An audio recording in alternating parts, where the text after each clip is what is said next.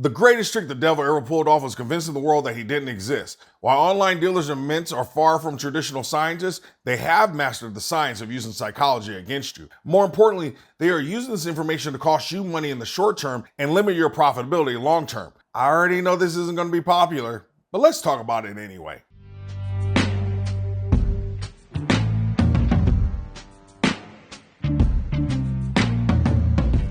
What's good, Stackers University? Sorry about another hiatus, but I'm back and refreshed from a little cruise. Lots of things going on in my world, but we'll talk about those things later. But right now, let's talk about metals in the human brain. The brain is the world's most powerful computer, capable of handling more than 100 TN parameters or pieces of data, which is a level of computing power that hasn't been matched by any silicon computer. As the control center for every process in your body, it doesn't get to take a single moment off. As a result, the brain relies on tricks like shortcuts and grouping of data in order to remember, problem solve, and make decisions. Next to the study of psychology, there isn't a group of people who understand the brain and human behavior better than the marketers and advertisers.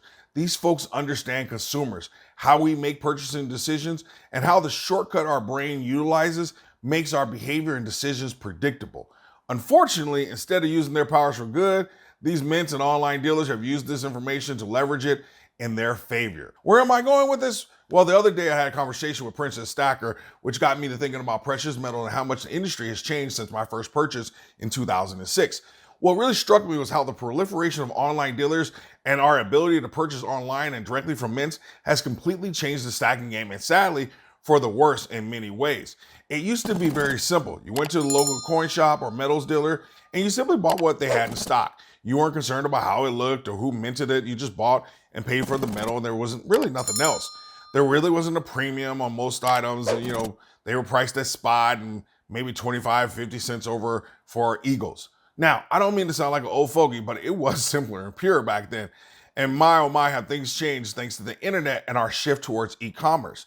This shift created an opportunity that online dealers and mints have capitalized on to pull off one of their greatest tricks ever, and has completely changed the stacking game. And it all comes down to the human brain and marketing psychology. As I mentioned, advertisers and marketers are some of the smartest people when it comes to understanding and utilizing and capitalizing on human psychology. While the internet gave us access to new dealers, it also created a level of competition that required dealers and mints to set themselves apart from one another. Think about it. If silver was just silver, how would dealer A distinguish themselves from dealer B, especially if you're a mint? Well, my friends, this is exactly where marketing psychology comes into play. Ever since we could watch and understand advertisements, companies have been bending over backwards, fighting to live in the space to the right of your left ear and to the left of your right ear.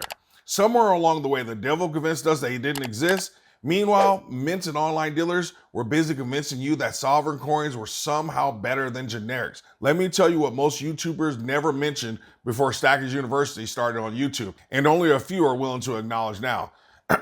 Let me be clear. Sovereign and other high premium items are a waste of money, period. No comma, no ellipses, no whatever. The mints and their YouTube hype men and women have lied to you. Well, maybe I should say it this way. The mints and the dealers knew what they were doing, and the YouTubers that have told you for years that you needed to stack certain high-priced coins, either one, never sold an ounce of anything in their life, two, couldn't use the gray matter in between their ears to do the math, or three, were more interested in putting out content that they were willing to sacrifice your hard-earned money for a measly 10 cents a view. You'd want to know why I have never done a comparison video of which coin or bar is better or best for stacking now? Because it would be a 30-second video, and here's how it would go. Stacking whatever is the cheapest industry recognized item that has the lowest spread. In other words, the math is what should drive your decision on what you should buy. Done. Okay, maybe that was like 20 seconds. Here's a clip from Rich Checkan, who just sums it up perfectly. Which gold coin does Rich Checkan think is best to hold? Personally, whatever's cheapest, that's recognizable. As long as it's a recognizable coin or bar, I'm okay with that.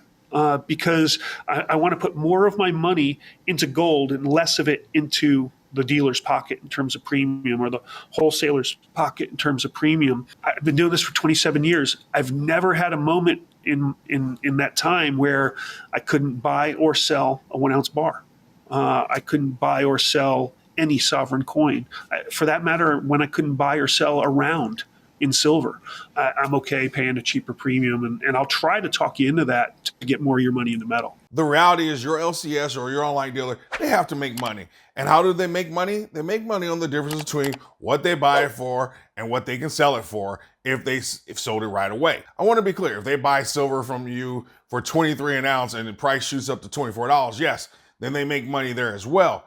But the business model has to also account for situations where prices drop. In other words, they have to hedge because their margins are not as big as people like to think. As a result, they generally pay you spot for your generics and a little over for your sovereign coins or other high-priced items. And this is exactly where people lose sight of the forest for the trees. So let's make this very real and tangible. And I apologize, these numbers are from a couple of days ago. JM Bullion was selling maples at $30.81 per ounce, which is $7.39 over spot. But they were willing to buy a maple back from you at $25.42, which was $2 over spot. So let me see, you pay $7.39 over spot to acquire it, but they're only willing to give you $2 over spot when you sell it, which means $5.39 just disappeared. But where did it go? We'll come back to that. Let's talk about the generics. They're selling generic rounds at $26.92 and they were buying it back at $22.93, which is a $4 difference. This, my friend, is the spread. The difference between what you pay to acquire metal versus what you get for it when you sell it. And while $1.39 per ounce doesn't sound like a lot, multiply that by the number of ounces that you have in your stack and then tell me if that makes a difference. I will tell you that I have well over 1,000 ounces of silver, and at $1.39 per ounce and 1,000 ounces of silver, that $1,139 could have been used to buy more silver and makes a huge difference in a stack. And at $26.92, that's another 42 ounces of silver. Another 42 ounces that if silver were to go to $100 would mean an additional $3,069 in profit. So are you really going to tell me that $1.39 doesn't matter? It may not matter on one coin or a handful of coins, but when you amplify that over your stack, it makes all the difference in the world. Now, I didn't do any hocus pocus or fast talking con man stuff. I showed you the real numbers related to the difference between buying a generic versus a sovereign. And this is the point where the keyboard warriors jump into my comments and they will try to give a variety of excuses or justification for making these purchases. And really, the only acceptable answer in my mind is, Dr. Stacker, I understand the math, but I stack what I like. And I'm cool with that. But can we just agree to stop the misinformation or the justifications around here that we should be stacking sovereign coins? That's all I ask. I can't and won't tell you what you should do, and you have to be your own investor and own your own results. But let's be honest about how much money you're potentially leaving on the table because of the marketing propaganda that mints and online dealers have told us and sold us as stackers that we needed these sovereign coins or these high premium coins for some reason. We don't get that premium back. I know this isn't popular, but silver is silver and gold is gold. 40%, 90%, or 4.9 is fine.